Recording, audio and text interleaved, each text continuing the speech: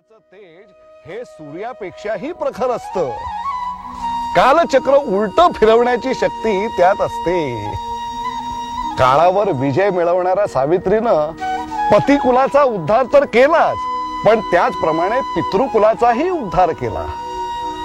जी जन्म देते, जोपासते, उद्धारते तीच जगन्माता. म्हणूनच आपल्याकडे स्त्रीला जननी असं म्हणतात. बरं, पण महाराज, वटपौर्णिमेला वडाला दोरा का गुंडाळतात? हे बंधन आहे, जे पुनर्जीवनाचं मूर्तिमंत उदाहरण आहे.